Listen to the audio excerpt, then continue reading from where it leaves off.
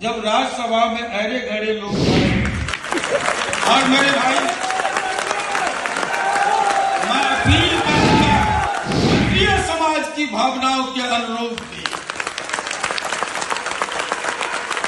आप शीघ्र हमारे गुरु भाई को उनके सम्मान के अनुरूप।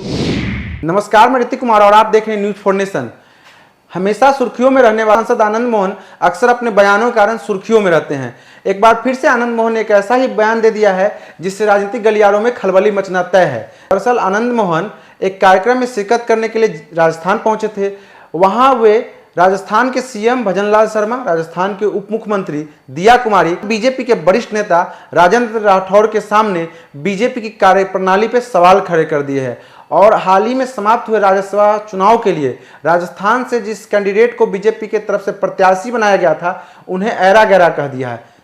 आनंद मोहन ने कहा कि अचरज हुआ जब राज्यसभा में ऐरे गैरे लोग जा रहे हैं। मैं मेरे गुरु भाई और राजस्थान की इस हस्ती की उपेक्षा पर बीजेपी हाईकमान से अपील करूंगा कि क्षत्रिय समाज की जनभावनाओं को देखते हुए जल्द से जल्द उन्हें सम्मान के हिसाब से प्रतिष्ठा दे।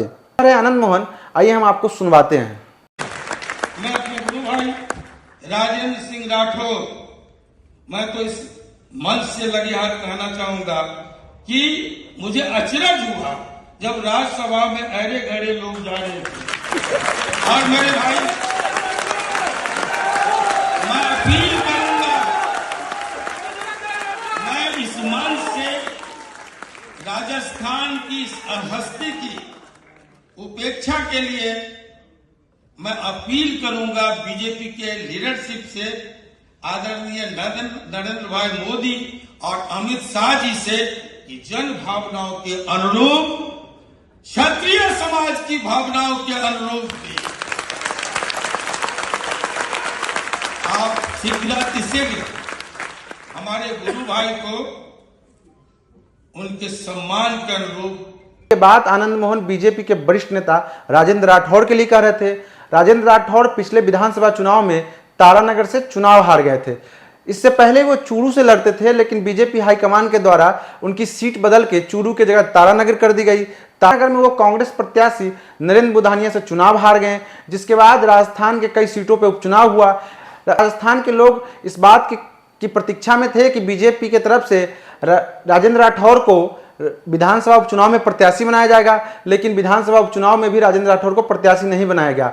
उसके बाद जब राज्यसभा का चुनाव हुआ तब भी राजनीतिक गलियारों में ऐसी चर्चा चल रही थी कि राजेंद्र राठौर बीजेपी की तरफ से राज्यसभा भेजे जा सकते हैं, लेकिन ऐसा नहीं हुआ और बीजेपी की तरफ से पंजाब से आने वाले रवनीत सिंह बिट्टू को राज्यसभा भेज दिया गया। इसके बाद आनंद मोहन ने ऐसा बयान दिया है। इस बयान से राजनीतिक गलियारों में खलबली मचना एकदम तय है।